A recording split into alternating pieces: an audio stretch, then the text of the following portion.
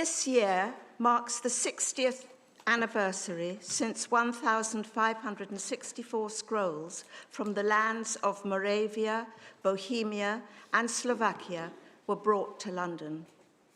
They had been removed from their communities by the Nazis, their mantles and silver looted, and left rolled up and damp, first in the State Jewish Museum and then in the Michler Synagogue.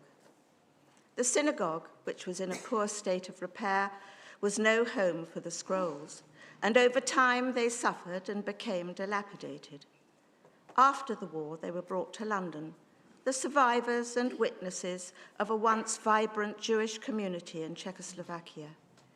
This is the story of the scroll that is on permanent loan from the Memorial Scrolls Trust to our own synagogue.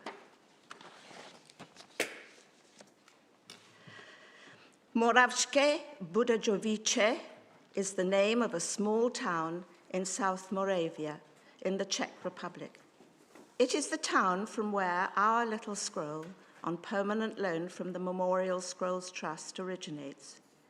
Its Jewish community is mentioned among those suffering from a wave of massacres in 1338. From 1528, transactions between Jews and non-Jews involving loans, sale of houses, horses, and grain are mentioned frequently in the town records. In 1562, the community numbered 47.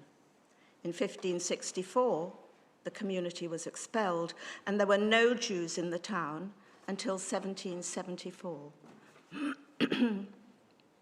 Throughout the 19th century, the community grew to 97, and in 1867, a synagogue was founded.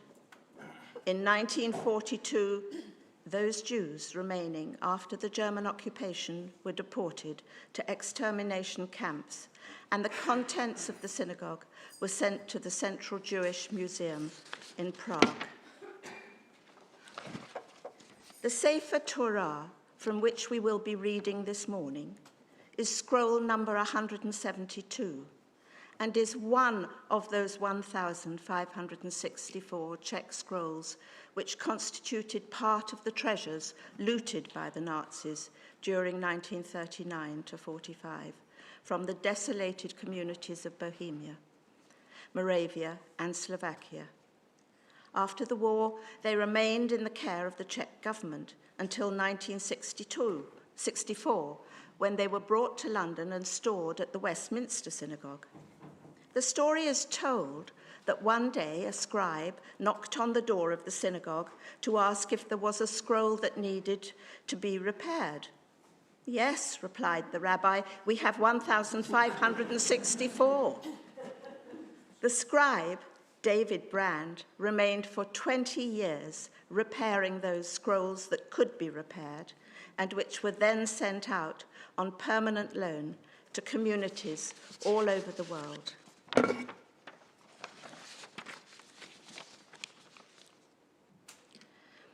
This poem is The Butterfly by Pavel Friedman, written in Theresienstadt concentration camp on the 4th of June 1942.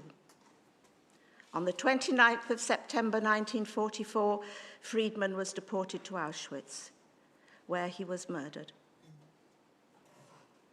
The last, the very last, so richly, brightly, dazzlingly yellow, perhaps if the sun's tears would sing against a white stone. Such a yellow is carried lightly way up high. It went away, I'm sure, because it wished to kiss the world goodbye. For 7 weeks I've lived in here, penned up inside this ghetto, but I have found my people here. The dandelions call to me and the white chestnut candles in the court, only I never saw another butterfly. That butterfly was the last one. Butterflies don't live in here, in the ghetto.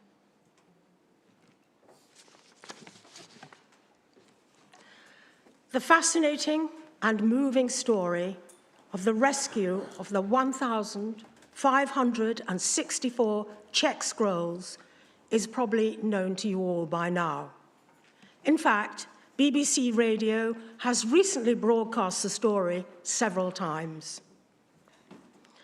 I am both honored and grateful to be able to talk briefly about the man who saved these scrolls, which made their journey from Prague to London in February 1964, and then later to synagogues and institutions throughout the world. That man was Ralph Jablon, my late husband Tony's father. 1963 and 1964 were momentous times for the Jablon family. I was fortunate to be there, and I remember well the excitement and passionate interest when Ralph was contacted by the art dealer, Eric Esterik. He told him about the Czech government's desire to rid themselves of the unwanted collection of Hebrew scrolls, which since 1942 had been stored in an old synagogue just outside Prague. The Czech authorities at that time were short of Western cash and were keen to get as good a price as possible for the scrolls. But who was willing to pay? Ralph's interest was immediate and intense, but his first reaction was to consult his good friend Harold Reinhardt, the rabbi of Westminster Synagogue. Both men truly believed that the rescue of these scrolls should take place and that its undertaking would be a sacred task. The many difficulties and negotiations that took place at that time, both before and after the scrolls were released, do not need to be recounted by me today.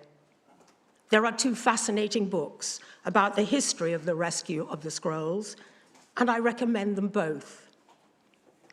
The earlier one was written by Philippa Bernard, who is with us today. The later one is by Miles Laddie, who unfortunately is not well enough to be here. Ralph agreed to undertake all the costs involved in paying the Czech government and bringing the scrolls to London. He was intimately involved in every detail of this extraordinary project, from the very beginning until the end of his life. He did not just take out his checkbook, as one account would have it. He was very much part of the evolving story of these tragic relics from the Jewish congregations in Czechoslovakia. One example of his involvement is typical of the man. There were challenging negotiations concerning the distribution of scrolls to progressive synagogues and congregations in Israel. Ralph realized that this needed to be sorted out face to face and that he was the man to do it. He flew to Israel and had a long and explosive meeting with the Ministry of Religious Affairs. Finally, he managed to draft a joint statement that helped eventually to sort out these difficulties. Enabled by his legal knowledge and by being a man of action and integrity, he was not one who tolerated any nonsense. Excuse me. Ralph's family background was both typical of that time and unusual. He was born in 1906 in St. Louis, Missouri, the eldest of 5 children of immigrant parents from Riga, Latvia. His parents had first settled in Leeds in Yorkshire, but they had learned that other parts of the family were faring better in the US, and so they decided to try their luck there. Sadly, it didn't work out for them, and they returned to Leeds, which then became their home. From a young age, Ralph was an exceptional student. From a Leeds grammar school, he became a student at Leeds University, qualifying afterwards as a solicitor and setting up practice in Bradford. He was involved in very many aspects of that city's life, but he also found time to act as chairman and president of the Bradford Reform Synagogue for many years. In the late 50s, various business interests necessitated a move to London, where, amongst other activities, he helped to secure the beautiful Kent House as a home for Westminster Synagogue. Ralph continued with his wide-ranging philanthropic interests, one of which was the founding of the University of Buckingham, the only private university in the UK, and there were many other charitable projects that he supported. All this was always done very quietly, as he was never interested in any public acclaim. Family life with his supportive wife, Phyllis, was of the utmost importance to him.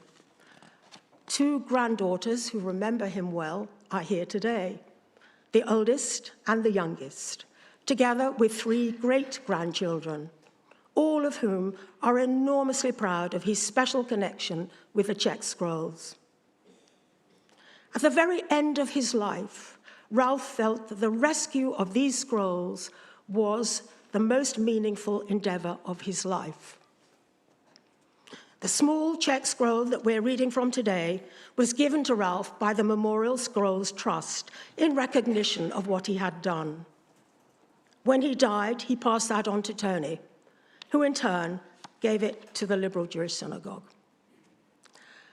All my family and I are indebted to Jeffrey Orenstein and the trustees of the Memorial Scrolls Trust for their dedicated and diligent work with the scrolls. They regulate and keep a close check on the 1,300 communities and organizations around the world who have their scrolls on loan from the Memorial Scrolls Trust. I know that Ralph would have been so very pleased.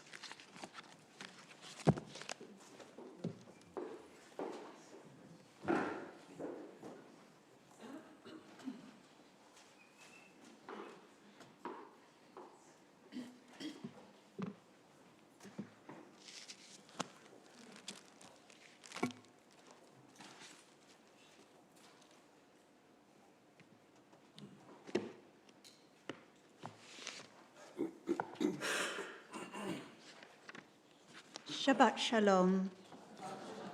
And I want to say thank you so much to Sarah for leading Shacharit this morning, to Mary Frankel for introducing us to the story of the Czech scrolls, and to you, Rosemary, for sharing your very special memories of your father-in-law, Ralph Jablon, who, as you've said, was so involved in helping to bring the scrolls to London in February 1964. And I want to welcome all your family, Rosemary, who've joined us for this service. May I also welcome Michal Straul, Deputy Head of Mission at the Czech Embassy. It's a great honor to be able to welcome you to the Liberal Jewish Synagogue and to know that your country is represented at this special service. It means a great deal to us.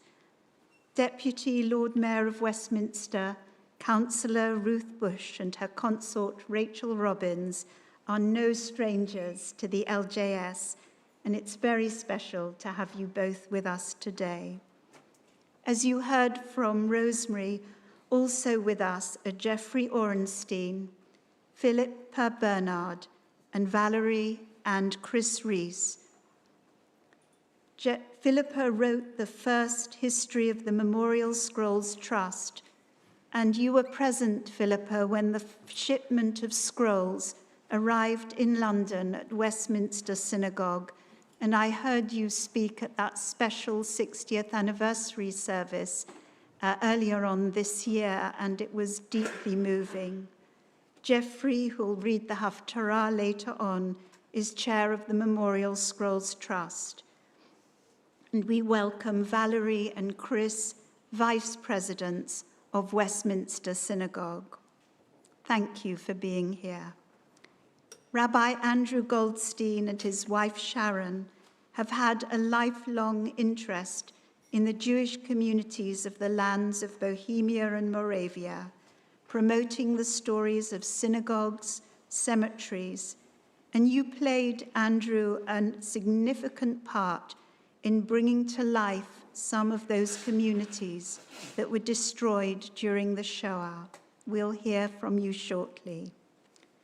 A special welcome to Karen Buck, MP for North Westminster, who has joined us before having to leave for another commitment. Karen, we are going to miss you when you step down at the next general election. Your integrity and commitment as a member of Parliament has filled us with admiration, and your friendship to the Jewish community, our own synagogue particularly, is and will always be cherished. We extend to you our deepest sympathy on the death of your husband just a few months ago, and wish you well in the next chapter of your life.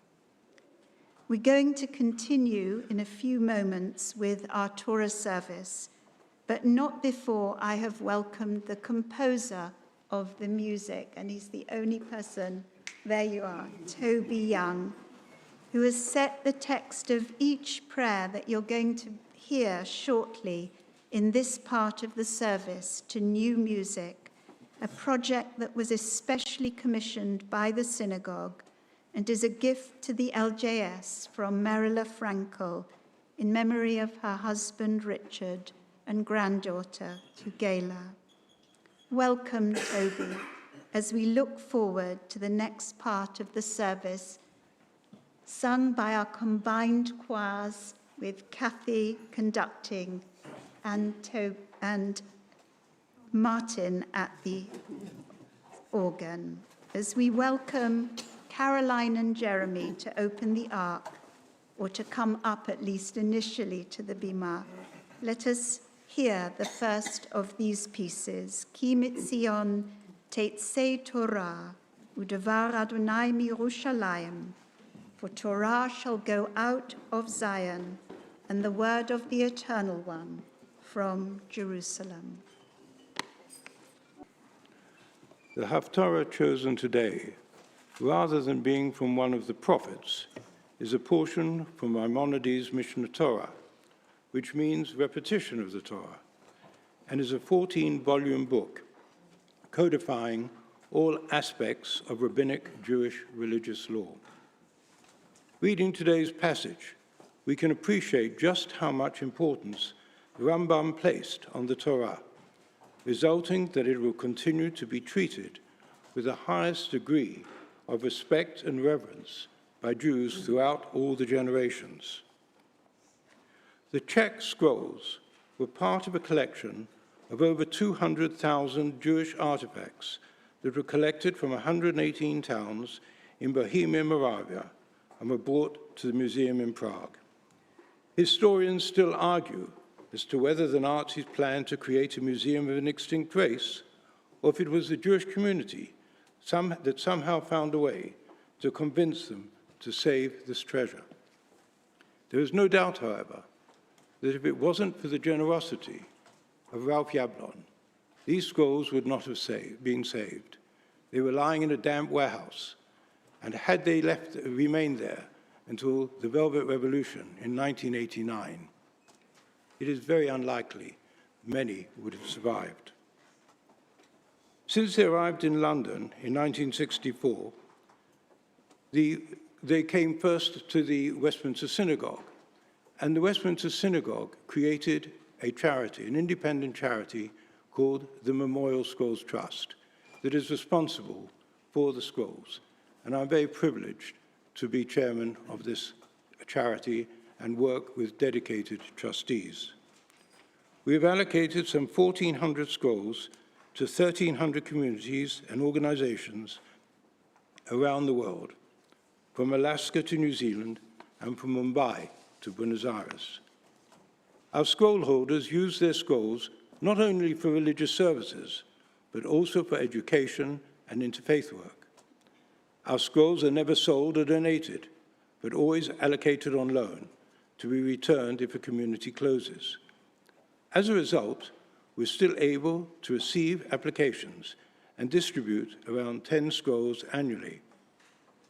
The MSD publishes a well-received newsletter and Facebook. In addition to the earlier book that was published and written by Philip Bernard, we have also recently published a new book that tells the story of Jews in the Czech lands, as well as how the scrolls survived. We have one of the oldest scrolls in the world that has been carbon dated to the 13th century, and we're now planning to digitize as many of our other scrolls as possible, allowing paleographers and academics to study this unique collection from one small area of Europe. This, our 60th anniversary year, is proving remarkable, with many events being held around the world. Only last weekend, I was at one in Haaksbergen, in the Netherlands, having already attended several events in the USA, as well as in England, Israel, and even Argentina. All Torah are sacred and meaningful, but our Czech Torah are even more so. They are survivors and silent witnesses of the Shoah, reminding us of all the Jews and Jewish life so tragically destroyed in the Shoah.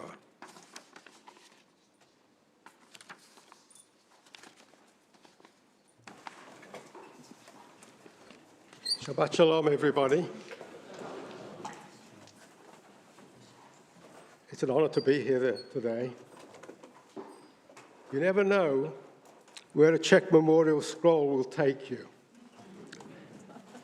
Well, as you've heard a dozen times, today we honor, quite rightly, the scroll from Moravska Budějovice.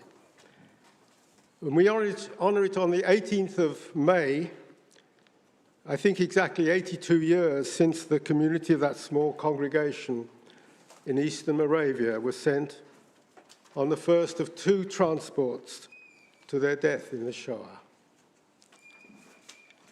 We've already heard that we must ever honor Ralph Jablon, whose foresight and generosity enabled the scroll stories to actually exist and to be told. Otherwise, we wouldn't be here today. And after all the years of hearing his name, it was a privilege to learn more about the man and about his noble initiative, and thank you for that. In a month's time, we will be spending, many of us, a day here at the Liberal Jewish Synagogue, celebrating the life and work of a rabbi who was the hero and the inspiration of so many of us here today, Rabbi John Rayner. It struck me, though you may know, maybe Bob Kirk, who's done the research, will know the name and story of the last rabbi of Moravska Budějovice, though I couldn't find it. I do know the name and story of the last rabbi of Kolín, the town whence came one of our own, from my synagogue's Czech Torah scrolls. And I would like to share with you the story of that rabbi, Rabbi Dr. Richard Fader. And he became my hero. And his story tells the story of the 20th century Czech Jewish history. As I say, you never know where a Czech memorial scroll will take you. And our scroll has taken me back to Kolín dozens of times, and it takes our adults and our Kabbalah Torah pupils back there every year. My synagogue, the Ark, which last week celebrated also its 60th anniversary, was fortunate in that our Czech memorial scroll came from a town with an impressive Jewish history. Kolín is situated just 50 miles east of Prague, very accessible. And though today there's no resident Jewish community, it has a magnificent restored synagogue built in 1696, and we go there each year to hold a service. It has 2 amazing Jewish cemeteries, one going back to 1418. It has a surviving ghetto area, a medieval rabbi's house that contains a mikveh, and there are dozens of stolperstein.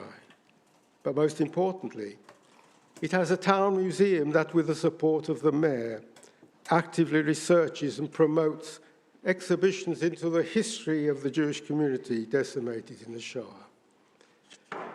But Rabbi Dr. Richard Feder, he was born in 1875 in Wacławice, a small village to the southeast of Prague. He was the youngest of 10 children. His family were poor. His father was a peddler, and they were the only Jews in the village. He eventually had to walk 5 kilometers each day to a small Jewish secondary school in nearby Benešov. His family were Czech speakers, and he had to learn German to further his studies. But he learned quickly and moved to a gymnasium in Prague, and one of his teachers encouraged him to become a rabbi. The days of Prague being the leading center for Talmudic study were over, and it seems student has to go elsewhere in the Austrian-Hungarian Empire for training. And Richard moved to Vienna, to the rabbinic seminary attached to the university. He was ordained and got his PhD in 1902 and started his career back in Bohemia, serving a number of small Czech-speaking communities before coming to Kolín in 1917. Over the years, he could have accepted a better paid job elsewhere, but preferred to stay in Kolín, the town that he loved. He was a familiar figure in town, tall and distinguished, weekly having coffee with the Catholic priest. In 1919, he published Jews and Christians, showing an early interest in interfaith dialogue. In 1923, he published the second volume of a Hebrew primer, with a third one, HaSefer HaIvriot, published in Kolín in 1940. Yes, in Nazi times. He was a consummate educator, and he became a teacher in the town's business school and eventually also professor of German at the gymnasium.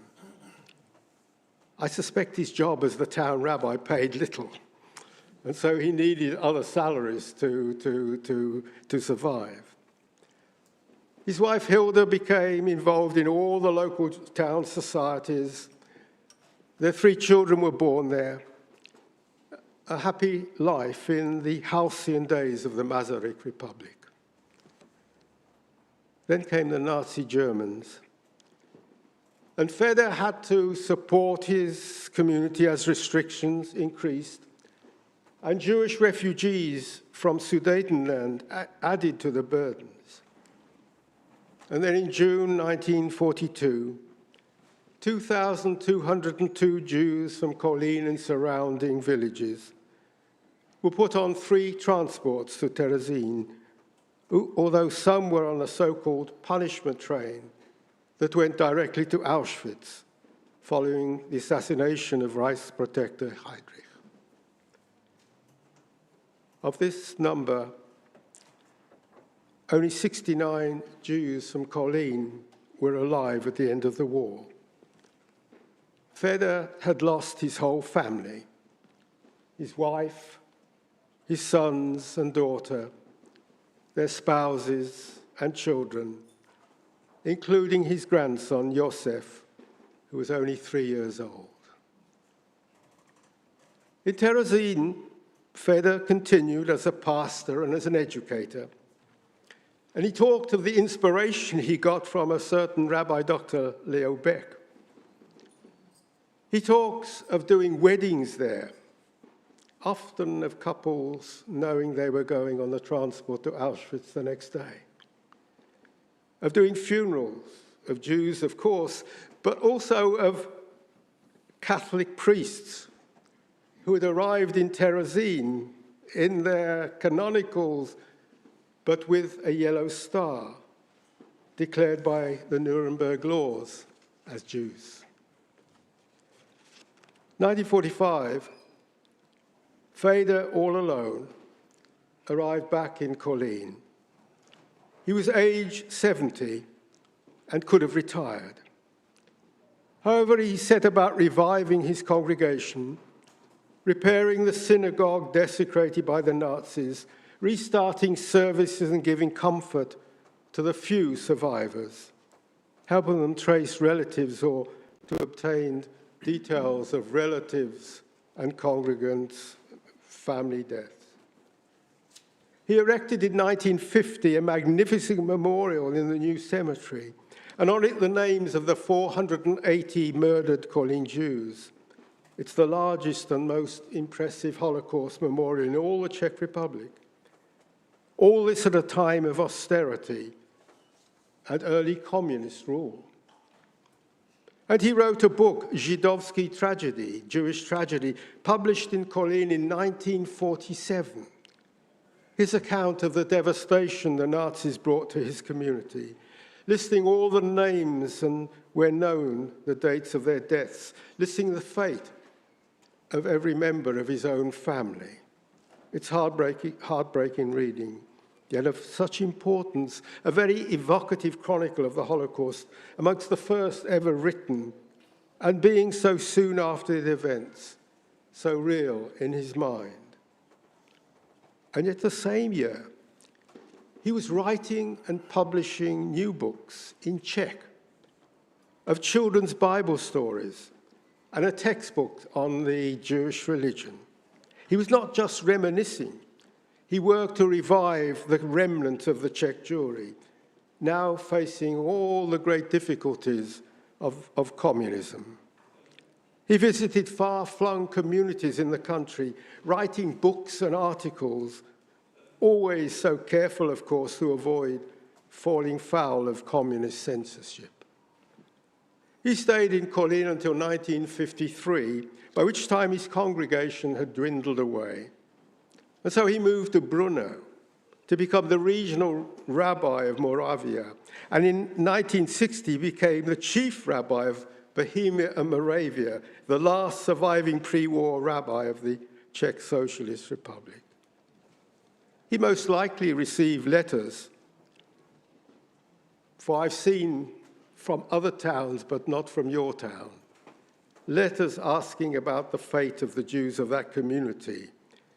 He maybe visited it, I'm sure he must have done, because he's nearby and he visited so many. In Brno, he secretly gave children lessons in Judaism, traveled the country dedicating memorials and doing funerals. In 1970, he made the 4-hour train journey to Prague for the 700th anniversary of the Altneu Shul. By then, of course, he was the only rabbi left in the country. And 6 months later, after that train journey, he died and is buried in Brno. He'd been an active rabbi for 68 years. We got our Torah scroll from Kolín in 1966, but it was not until 1978 we started researching the community whence it came. It was too late to try and speak to Rabbi Feder.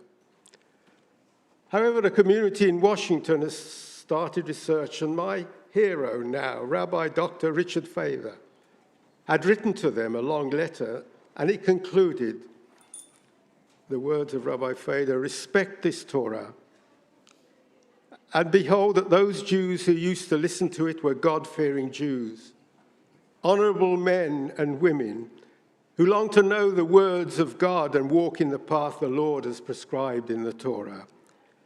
We believe that we are an Am Olam, an eternal people that will never perish. When the cantor of the Kolín synagogue took out the Torah from the Holy Ark, he would cry at the pitch of his voice, Shema Yisrael Adonai Eloheinu Adonai Echad. These are the words that you too will call a confirmation of faith that will unite you with your ancestors and with your brothers and sisters wherever they live, east, west, south or north. We are the children of one God and know that all Jews are brothers and sisters.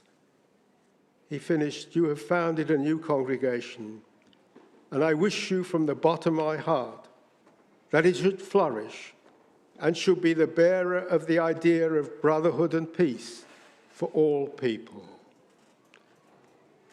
Words written in 1965, they're surely timely still. You could see why Rabbi Richard Fader is my inspiration. He died in 1970, the year I was ordained.